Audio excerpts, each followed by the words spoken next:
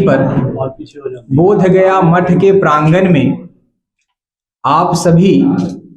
Media के बंधु अपने महत्वपूर्ण समय में से, अपने व्यस्ततम समय में से समय निकाल करके यहाँ पर आए हैं। इसके लिए आप सभी का हम धन्यवाद करते हैं और इस मठ में स्वागत करते हैं। आज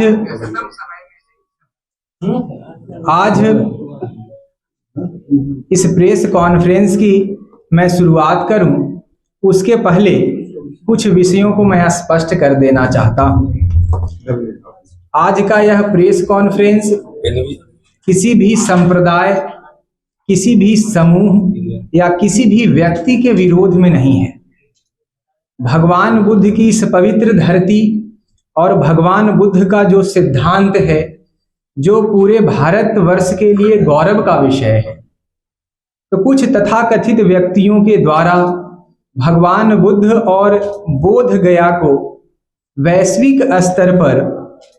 इसकी छवि को जो धूमिल करने का प्रयास किया जा रहा है, और वह प्रयास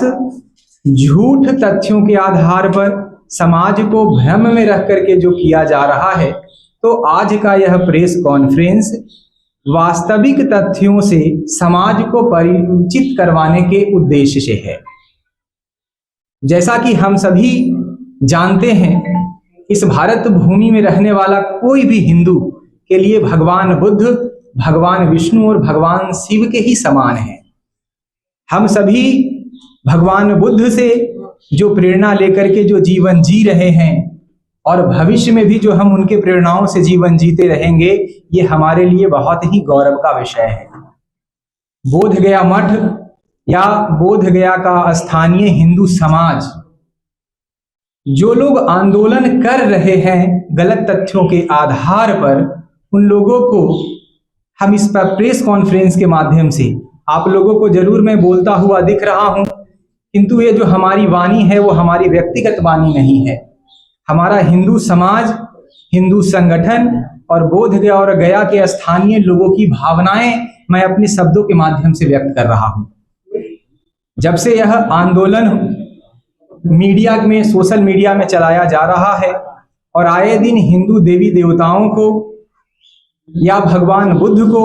बोध गया को या बोध गया मठ को, छवि को जो धूमिल करने का प्रयास किया जा रहा है, इससे खिन्न होकर के, इससे अप्रसन्न होकर के, इन समस्याओं की गंभीरता को समझते हुए जब हिंदू समाज ने यह तय किया कि हमें इसका जवाब देने की आवश्यकता है, समाज को वास्तविकता से परिचित करवाने की आवश्यकता है, तो हम सभी जो यहाँ पे प्रबुद्ध जन बैठे हुए हैं, यहाँ निर्णय पे पहुंचे। हमारे बीच जो है विष्णुपथ प्रबंधकारिणी समिति के अध्यक्ष और सदस्य हैं, होटल एसोसिएशन के अध्यक्ष और सदस्य हैं, टूर एंड ट्रेवल्स के हैं, और जितने भी सामाजिक संगठन है जो बोध गया में भगवान बुद्ध और आने वाले श्रद्धालुओं पर जिनका व्यवसाय निर्भर है, उनकी भी जो कुछ समस्याएं हैं और चिंताएं हैं, वो सारे के सारे लोग इसमें जो है वो सम्मिलित हैं। बोध गया में जो यह सामाजिक विद्वेष का माहौल बनाया जा रहा है, तो हम सभी जानते हैं कि जिस प्रकार से आज भारतवर्ष पूरी दुनिया में एक शक्ति के केंद्र के रूप में जो है उभर रहा है, इस भारत की एकता और आपसी भाईचारा को आज जिस प्रकार से हम लोग पूरे भारतवासी ने इतने बड़े महाकुंभ का सफलतापूर्वक आयोजन किया है, और उस महाकुंभ में प्रत्येक जो है संप्रदाय, प्रत्येक जाति विशेष पूरे भारतवर्ष जिस प्रकार से एक होकर के कार्य किया है, पूरी दुनिया में भारत की आपसी एकता और अखंडता के लिए एक उदाहरण विषय है। और इस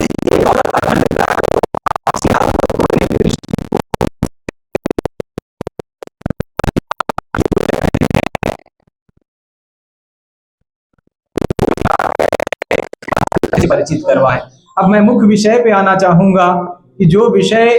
महाबोधि मंदिर के संबंध में, बोध गया मठ के संबंध में ये कहा जा रहा है, तो जैसा कि हम सभी जानते हैं और हमारे यहाँ ऐतिहासिक प्रमाण के हिसाब से भी हम जानते हैं कि भगवान बुद्ध को ज्ञान जो है इस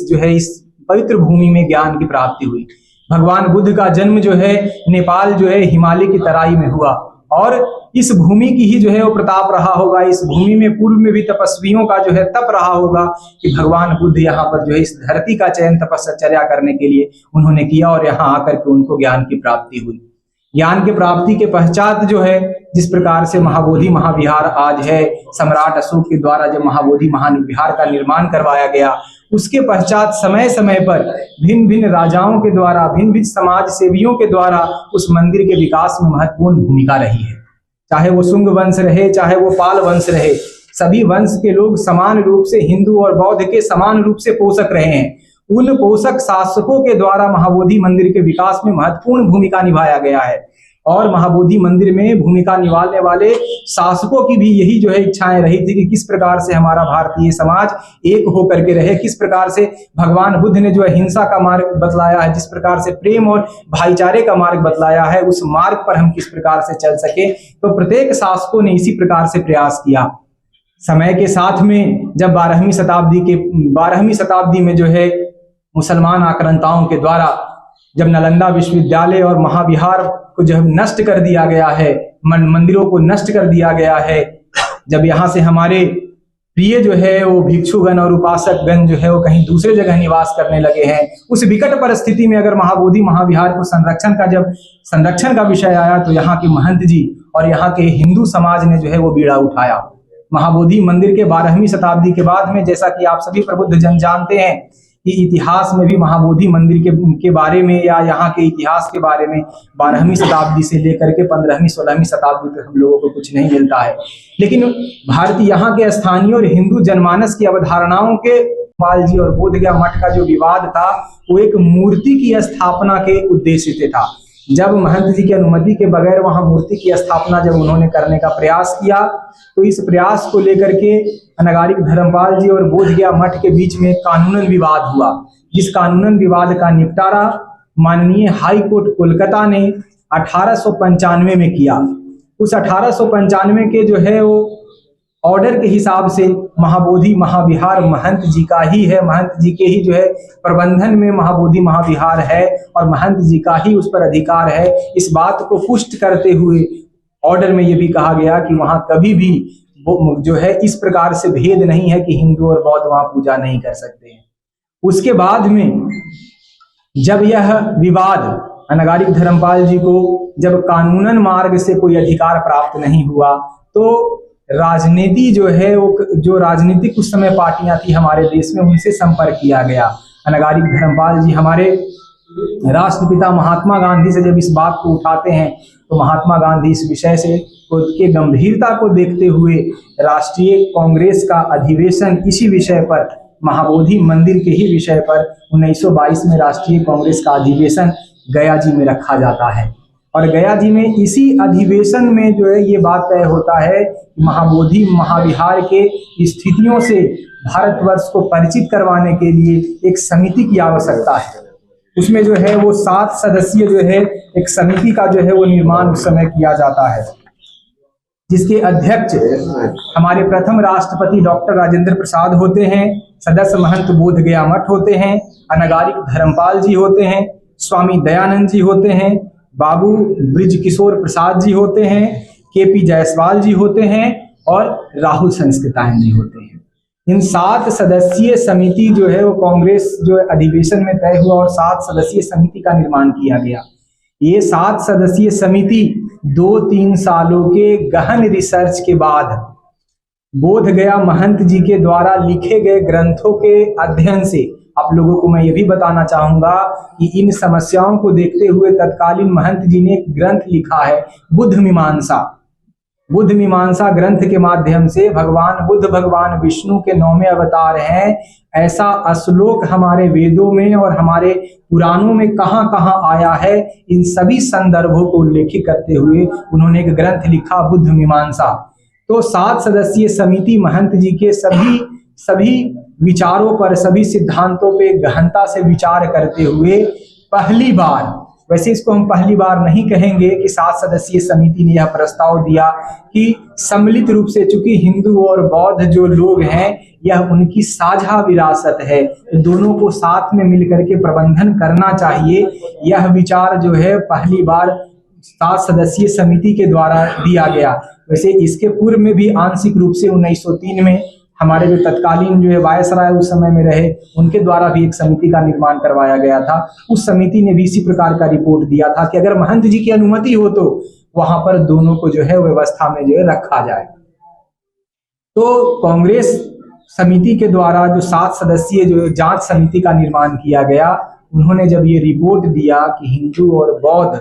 दोनों सदस्य मिलकर के महाबोधि महाविहार का प्रबंधन देखें, इसके पश्चात तत्कालीन परिस्थितियों को देखते हुए महंत उस जो सुझाव को स्वीकार नहीं करने के पीछे महंत जी का क्या है।